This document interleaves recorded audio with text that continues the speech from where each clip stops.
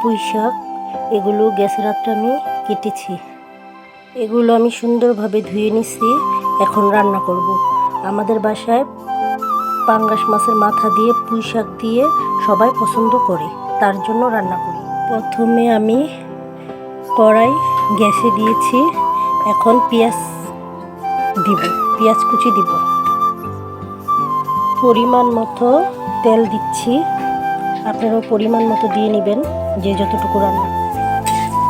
পেঁয়াজটা বাদামি কালার হলে আমি এখানে আদা বাটা, রসুন বাটা। আমার এখানে পেঁয়াজ ভাজা হয়ে গেছে। আমি পরিমাণ মতো আদা বাটা, রসুন বাটা দিয়ে দিব। আমি একসাথে আদা বাটা, রসুন বাটা করে ফেলছি, মিক্সটা আলাদা করব।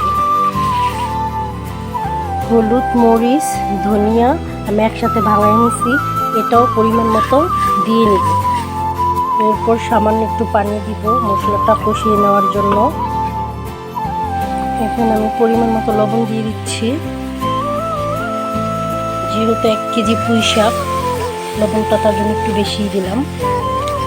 আপনারা দেখে নিন, লবণটা দেখে তারপরে কয়েকটা কাঁচামরিচ দিলাম। আমার কাঁচামরিচগুলো ডিপে ছিল, বাড়িতে কাঁচামরিচ ছিল না, তাই এগুলোই দিলাম। আমার এখানে মশলা কষানো হয়ে গেছে। আমি মাছের মাথা দিয়ে দিব। এখানে 2টা মাছের মাথা। আপনারা যারা পাঙ্গাস মাছ না খান, তারা অন্য মাছের মাথা দিয়ে এই তরকারিটা রান্না করে খেয়ে দেখতে পারেন, অনেক ভালো লাগে। আমি এটা 10 মিনিটের জন্য ঢেকে রাখবো। ভালোভাবে কষানো হলে শাক দিয়ে তারপরে ঝোল দিব।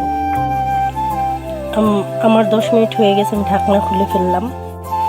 মাথাটা সুন্দরভাবে কষানো হয়েছে। এখন পুঁই শাক দিয়ে রান্না করব। আমি মাছের মাথায় শাক দিয়ে 5 মিনিটের জন্য ঢেকে রাখব। 5 মিনিট হয়ে গেছে, আমি ঢাকনা খুলে ফেললাম। অনেকটা পানি উঠে গেছে। এখন পানি দিব কিনা সেটা দেখতেছি। এখানে অনেক পানি উঠেছে শাকে। আমি তাও সামান্য হালকা একটু পানি দিলাম ভালোভাবে সিদ্ধ হওয়ার জন্য। আপনারাও দিয়ে নিন।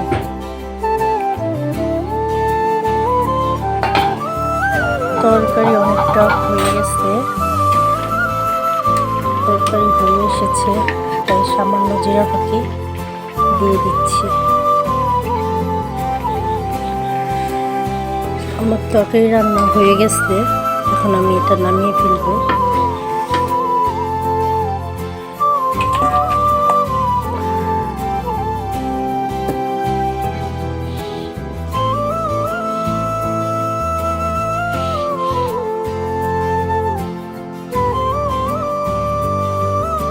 আমার রান্না শেষ।